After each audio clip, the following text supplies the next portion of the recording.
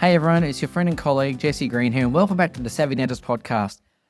Have you ever had that incident, that thing that occurred and it's stuck with you, it's kind of rattled around your brain for ages and you've ruminated over it and it's actually robbed you of your future focus? Maybe it was a good team member leaving, maybe it was a clinical thing that didn't work out the way you wanted, or maybe it was something else in life. The point is when you think about these things over and over, it actually robs you of the ability to create a better future. So in this particular episode, I want to share with you one of the quirky secrets of success, and that is the most successful people I've ever encountered are the ones who deal with failure the best. And of course, I received this advice when I was a much younger man, and it didn't really kind of resonate with me until later in life. And I realized that as I was getting caught up in my own issues and probably getting in my own way, to be honest, I realized that if I could just solve that problem, the things that I was striving for would become much easier to obtain. Now, of course, if you own a dental practice or run a business of any kind, you've all had these setbacks. The secret is how you deal with setbacks, and the ability to move past them as quickly as possible is a key competitive advantage. And one of the things I've been really fascinated by recently is the TV series Ted Lasso. And Ted Lasso has a saying to his team who've just come off the pitch having a terrible game, and he says, "Be a goldfish." And he asked them to be a goldfish because goldfish are renowned for having a short memory. They forget about it and they move on. So in this episode, I want to unpack that concept and show you how strategically forgetting things can be a massive competitive advantage for you in the marketplace. So for the next little while, I want to talk to you about this goldfish mentality and how if you adopt it, it's actually going to sharpen your focus, give back your bandwidth, improve your decision-making ability, and allow you to achieve success much more easily and much more quickly. So there's really three key things that I want to reflect on today. The first one of these is that failure is just feedback. As I said before, if you've been in business for any period of time, mistakes happen, complaints happen, staff leave. It's not what happens, it's how you deal with it. If you stay stuck in the moment, if you stay stuck in that kind of ruminating over and over and raking over it in your mind, back and forth, back and forth, back and forth, well, what actually happens is you just stay stuck and you don't have the ability to move forward. The secret that I've observed is that the most successful practice owners have the same mistakes. They have the same issues. They don't manage to avoid mistakes, but they do deal with them better. They do have the ability to move through them. They have the ability to let go. And the big idea here is that business doesn't reward perfection. It rewards recovery, the speed to get back up and go again. So point number 2 is to remember that your bandwidth can be a limiting factor or it can be an asset. And every minute you spend raking over the old hurts or the past disappointments or the failures you've had in the past and not moving forward robs you of the opportunity to move into the future. Now, the thing I want to share with you is that every single practice owner I've ever met always has too many things to do and not enough time. And by hanging on to these things, by not clearing the plate, so to speak, the plate just gets higher and higher and higher until ultimately the poor old practice owner ends up fritzing out. They just can't cope with all these sorts of things. And they move into a state of paralysis. And if you can kind of move past this point of paralysis by clearing your plate, what that means is it allows you to remain clear-minded, focused, the ability to make good decisions when your team needs it most, when your business needs it most, and when your patients need it most. So remember that all this mental clutter ultimately kills off your ability to think clearly and strategically. So maintaining that clarity of mind is really, really important.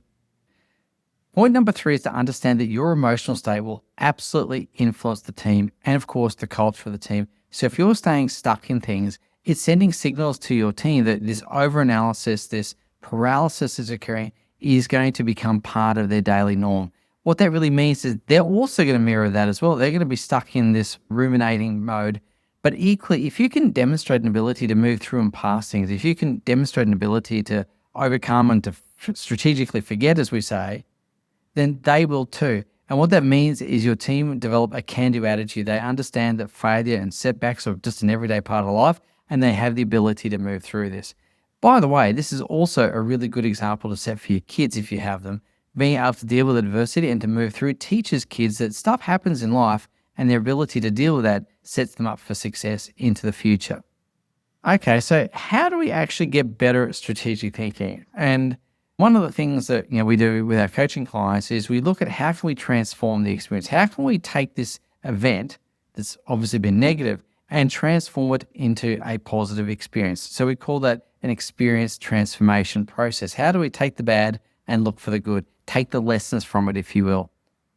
The second thing that we do is we have some reset protocols. So every day we have this imaginary doorway that we walk through, and if you'll excuse the turn of phrase for a moment, because I learned this from a dear friend of mine, Lisa.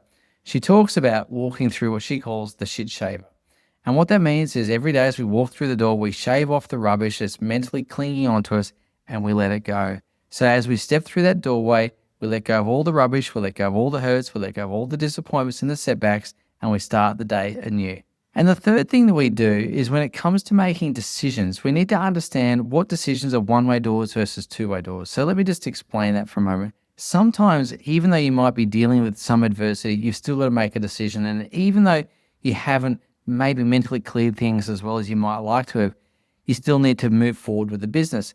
So it's really important to understand these one-way doors and two-way doors. A one-way door is a decision that you can't come back from. It's a decision that is an irrevocable decision. And once you make it, once you cross that threshold or cross the Rubicon, as they say, there's no coming back. A two-way door is one that you can undo pretty easily. It's one that you can reverse your way out of. If you make a decision and you get it wrong, and then ultimately you can reverse that decision and go back to your previous state. So if you're feeling overwhelmed, if you're feeling like you're carrying the weight of the world at the moment, try to avoid one-way door decisions. Try to exist in the two-way door decision space so that if you make a boo-boo, if you make an error of judgment, if you do get things wrong, you can reverse that. One of the things, going back to Ted Lasso, is there's always another game. And in business, there's always another day. So sometimes when I talk about these concepts with people, it all sounds like rah-rah and all that positive mental attitude stuff, Jesse, that you rave on so much about. And yes, it does have an element of positive mental attitude, but this is about mental discipline. This is about mental fitness and about remaining mentally resilient. And those who can remain mentally resilient are the ones who are going to be able to bounce back. And like I said at the very beginning, the people who are the most successful ones I've ever seen in any endeavor are the ones who are able to adequately and successfully deal with adversity and setbacks. And so mental resilience, the ability to bounce back, is a huge part of that. The reason most practice owners get stuck with that is not a lack of skill or a lack of knowledge. It's all what's happening between the ears. They often get stuck. And oftentimes when they are stuck, it's because they're replaying something in a loop over and over and over again. So again, it just pays to be like a goldfish. The ability to forget, the ability to move forward is going to serve you really well as you move past these hurts and disappointments. And the beauty of all of that is even when stuff goes wrong, your business keeps on growing. So that's it from me this week. I hope you found it helpful and I look forward to seeing you soon. Take care now. Bye. Hey everyone, it's Jesse here. I hope you enjoyed that episode of the podcast. If you're looking for some more tools, some more insights, some more inspiration to help you create a practice that you love, as well as a life that you love, well, head across to savvydentist.com and check out all the goodies that we have there waiting for you right now.